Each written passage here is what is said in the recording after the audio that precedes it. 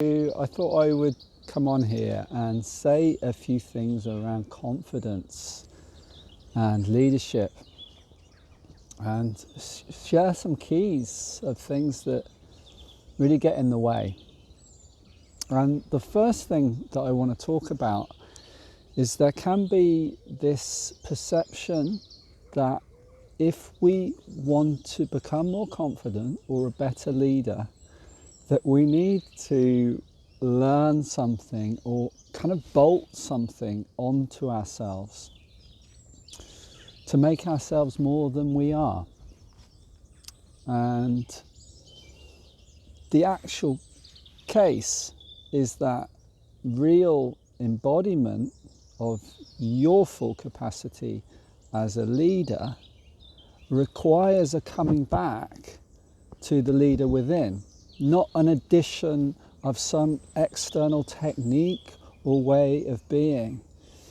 It's more around fundamentally coming back to that place within you and occupying that place that can hold everything.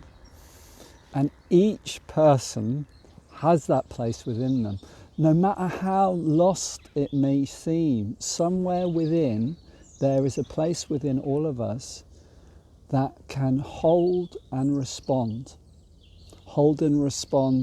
to the world around us, and hold and respond to our internal world, our emotional landscapes and our feelings.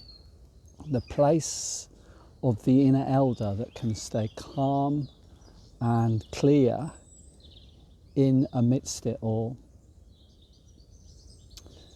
And of course, this requires somewhat of an internal journey, a journey inwards.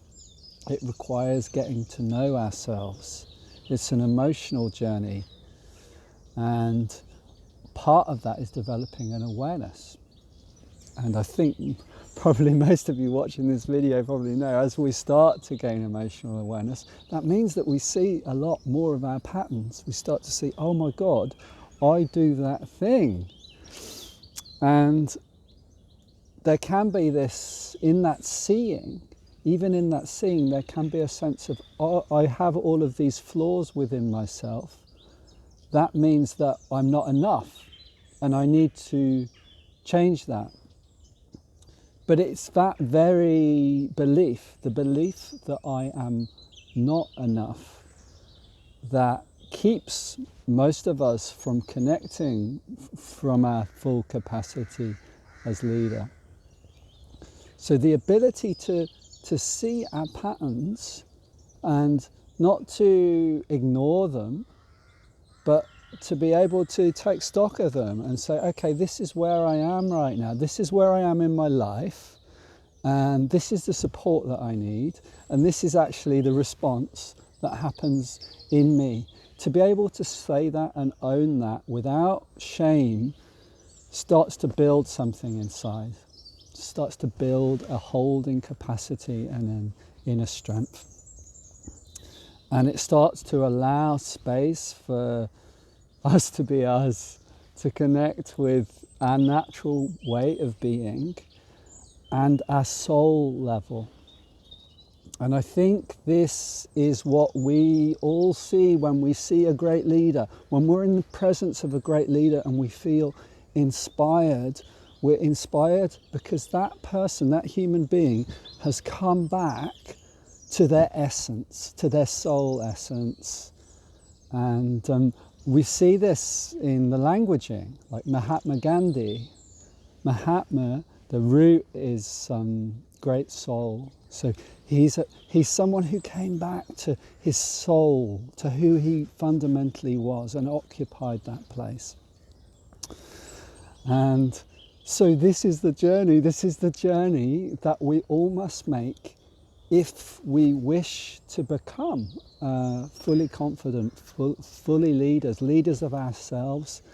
And when we are leaders of ourselves, therefore leaders of the world around us.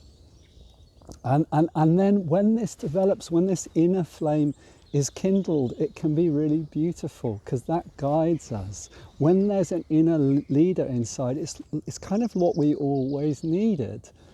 That part of us that can hold a vision, hold where we want to move to, because for sure we will want to make changes in the world and in our life, but to do that in a clear and balanced way.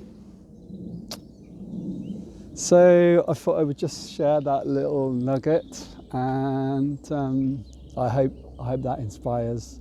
And I am offering a weekend that goes really deep into this, because to make this journey, it's an emotional journey. We can't make it on the level of the mind. We can't just kind of understand it.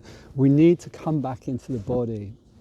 And on the 16th to the 18th of February, in a month's time, I'm going to be offering a workshop at Eden Rise for men, and it's called Finding the King Within You. And that is the journey that we will be making on that weekend, to really come home to that flame. So I'll put some information about that beside this video. Okay, bye for now.